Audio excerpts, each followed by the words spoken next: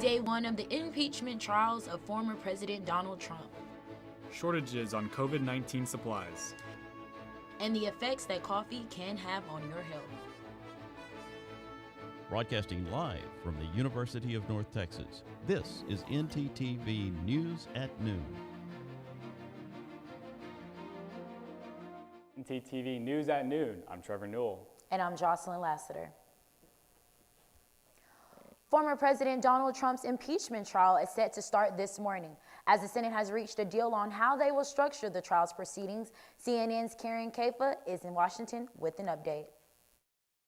All parties have agreed to a structure that will ensure a fair and honest Senate impeachment trial of the former president.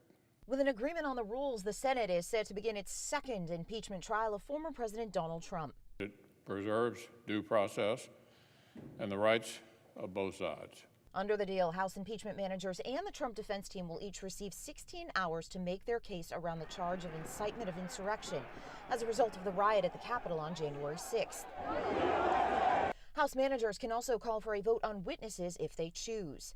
In a filing Monday, Trump's defense team described the trial as unconstitutional now that their client has left office and sought to distance his behavior from the insurrection, saying in part, "The real truth is that the people who criminally breached the Capitol did so of their own accord and for their own reasons, and they are being criminally prosecuted."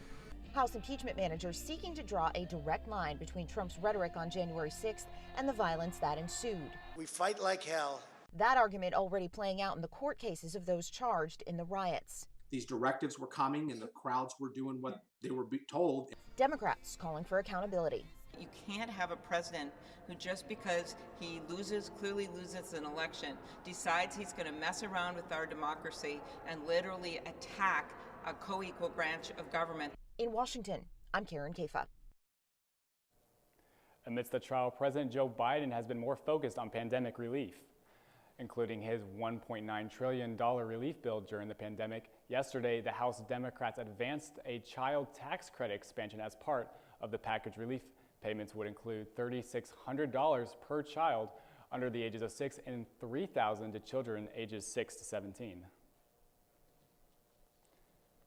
The pandemic continues to make life difficult, especially for minority populations. Violent crimes against Asian Americans in Oakland have taken a recent surge. Actor and filmmaker Daniel Wu is fed up with the attacks. Racist rhetoric from the pandemic has targeted us as being, the reason for coronavirus. And so Asians across the board have been targeted by racial slurs, being attacked, being pushed around, being spat on. And this is not getting attention on the national level. Yesterday at a news conference, Oakland District Attorney Nancy O'Malley announced the creation of a special response unit focused on crimes against Asian Americans. What is considered too far when it comes to allowing parents to opt their kids out of certain school curriculum? One school in Utah crossed the line. Parents at Maria Montessori Academy in North Ogden were sent an email informing them that they would have the option to opt their child out of Black History Month curriculum.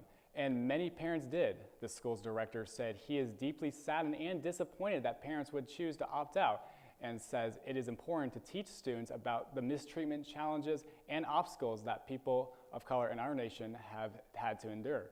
Utah allows parents to opt out of certain curriculum for religious beliefs. However, the State Board of Education clarified that, quote, no student can be waived from state social studies standards, which include a focus on U.S. history, inequality, and race relations. The school has since apologized for the email and rescinded their offer to opt out.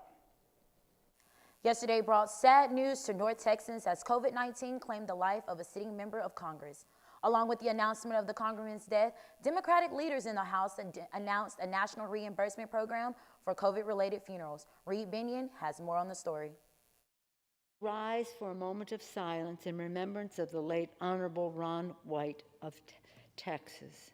A moment of silence on the House floor for GOP Congressman Ron Wright, who has died after being hospitalized with COVID-19. Wright has been honored as a fighter by his fellow Republicans, especially when they paid tribute to him in December by sporting bow ties, a signature part of Wright's look, to support him in his battle with cancer. And for those who have lost loved ones to the pandemic and couldn't afford a funeral, there is $2 billion, I am happy to say, to help people who are victims of COVID and don't have the dollars on their own to pay for the funeral and burial of loved ones. We can make sure that we can reimburse the costs to your family up to $7,000. We have $2 billion allocated, and this is reimbursable and retroactive back to March. As new variants of the virus are on the rise, with about 700 documented cases of concerning variants across the country, the CDC is ramping up its hunt for more. As we look more, we're certainly going to anticipate we might find more. Officials also advising against domestic travel, suggesting testing travelers might be a good idea. If we are traveling, this would be yet another mitigation measure to try and decrease the spread. I'm Reed Binion reporting. Well, Trevor, it keeps getting colder and colder. I just wonder if it will warm up just a tad bit. I know, I'm really excited. I'm a cold weather person, so I'm excited for this cold weather coming up. Alyssa Weems has more. Well, sadly, Jocelyn, it's going to be a little cold outside. It's going to be below freezing. So bring a jacket once you leave the studio today. Right now, our current temperature is 28 degrees. Like I said, it's below freezing with a 13-mile-per-hour wind speed, so it's going to be a little cold outside. It feels like 17 degrees. That's crazy. Looking into tonight's conditions, it's going to be the same thing, below freezing. It's going to be 26 degrees, but it will feel like 24, maybe a little bit lower. But looking at tomorrow's conditions, it's going to get a high of 39 degrees, so it's going to be a little bit warmer, but not too much, with a 15-mile-per-hour wind speed. Stay tuned later in the show for a full 7-day forecast. Back to y'all at the desk. Thanks, Alyssa. When we come back, we'll take a look at vaccinations for teachers. And how Texas Motor Speedway took vaccine rollout to the next level. Stay with us.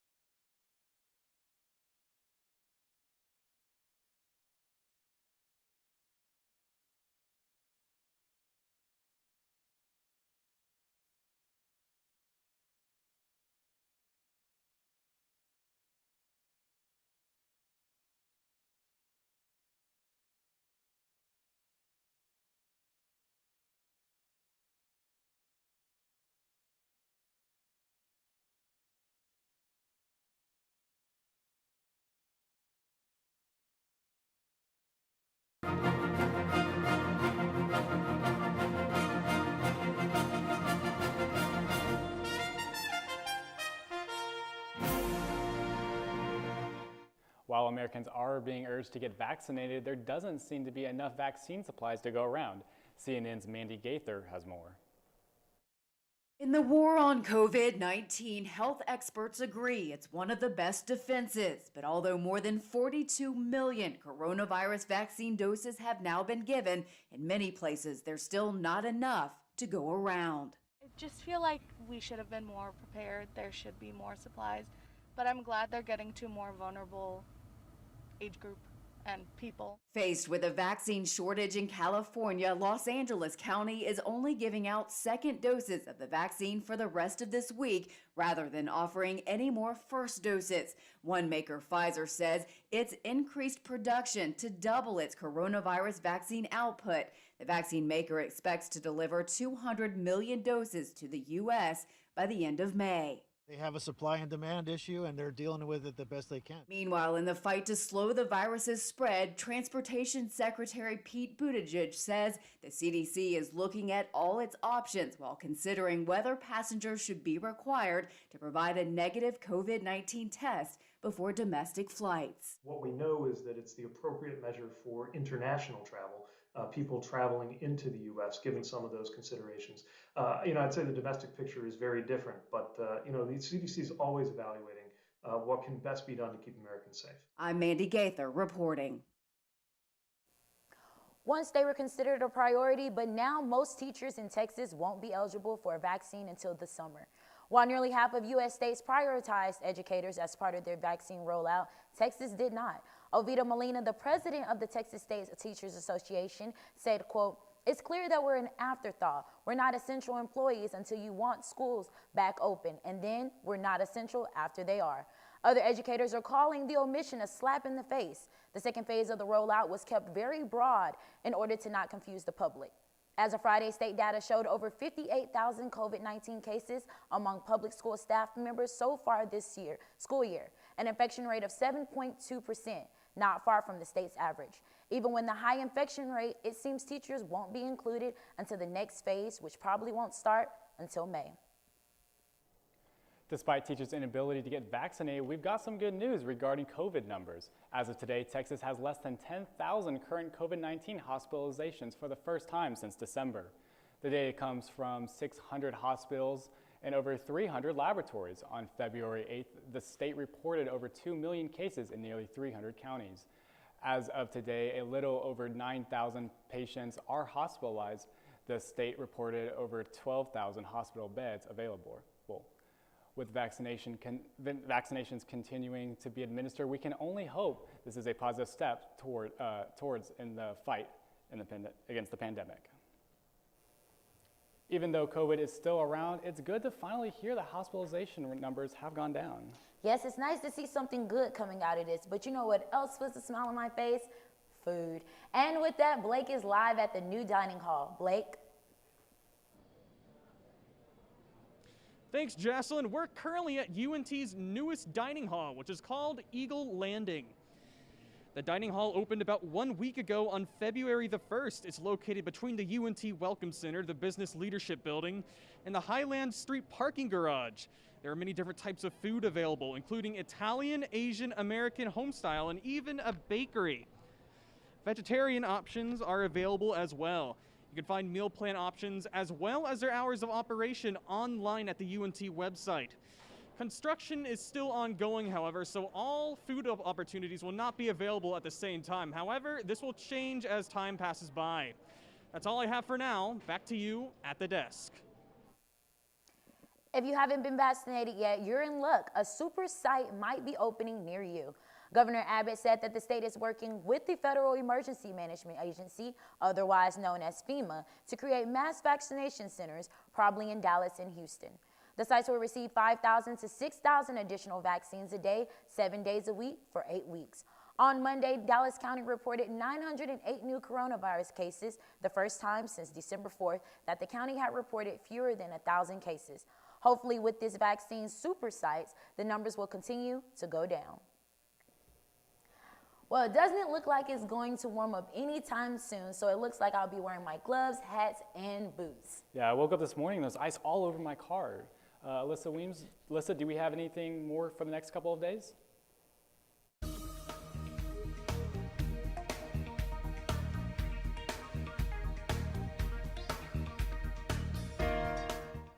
Now, Trevor and Jocelyn, it's going to be freezing these next few days. I wish it would warm up like y'all said, but we will be having below freezing temperatures these next few days. Right now, let's look at our current conditions across North Texas right now. Denton, it is 28 degrees, and McKinney 30, and once we go over to Paris and Sulphur Springs, it's going to be in the lower 30s as well. Now, let's look across the state right now. As I mentioned, Denton is 28 degrees, but as we go into Oklahoma City, it's going to be 17 degrees in the teens, but once we get to Shreveport, Houston, Austin, and over here in El Paso, it's going to be in the mid 50s to mid 60s. Now let's look at our 7-day forecast that we have right here. So it's going to be a wintry mix these next few days throughout the week. So we could get some snow. It just all depends on how the weather is. But as we go later in the week on Monday, we could get some snow. Who knows? But that's all I have for the weather right now. Back to y'all at the desk. Thanks, Alyssa. Last Tuesday, Denton County officials opened the largest and most successful COVID vaccination clinic in the country. Our reporter Donald Burin took a trip down to Texas Motor Speedway to see how things are going. Texas Motor Speedway ran Denton County's mega vaccination clinic much like a pit stop. My appointment was at 12. I arrived at 11:38, actually received my vaccine at 11:59. Those with appointments were in and out in less than 30 minutes, all while receiving phenomenal service.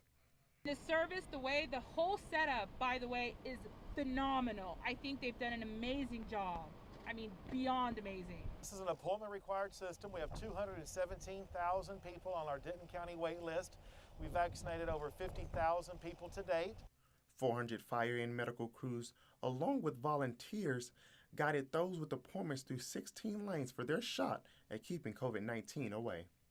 So when this opportunity with the county, with Judge Each came up, we knew we had the facility that could handle the numbers, the quantities of people that they wanted to get vaccinated. We knew we could do it here. The county to do more. It's a matter of how many doses the county is allotted. That will play a big role in moving forward. Those in line are hopeful for things to return to how they once were and return to a more normal way of life. Vaccinations, 80% of our vaccinations have been Denton County residents, but we've had people travel as far away as McAllen down on the border, out west from El Paso, Oklahoma, Colorado, Louisiana, and as far away as Pennsylvania have come to this site to get vaccinated. Denton County officials say as they receive more vaccines, efforts at Texas Motor Speedway will expand. An estimated timeline of completion, I think we will definitely be out here at Texas Motor Speedway for a month conducting these vaccination clinics. Hopefully we'll be here a little bit longer because we'll have more vaccine en route, and we would love to continue to do this. The clinic has averaged almost 1,000 vaccinations an hour.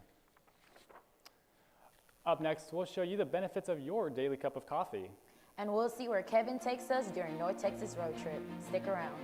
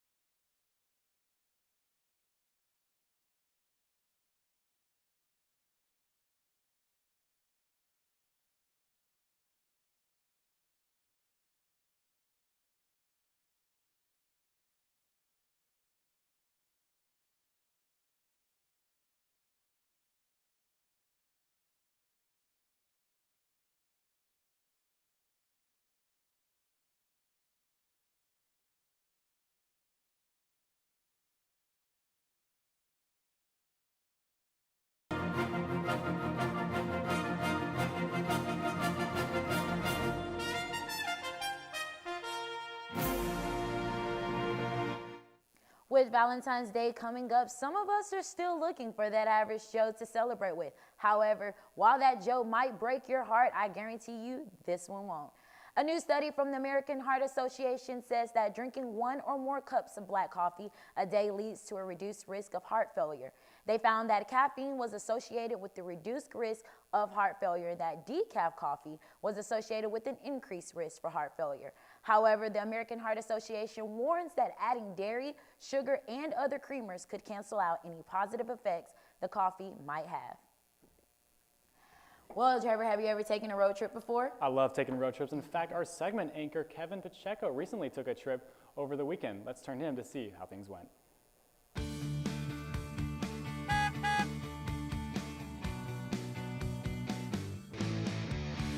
That's right, guys. This weekend I traveled to McKinney, Texas, and explored the Adriatica Village.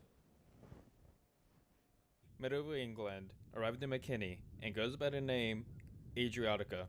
This beautiful, peaceful, European-style village is where many tourists go to shop, dine, and enjoy the scenery. The village was founded by Jeff Blackard.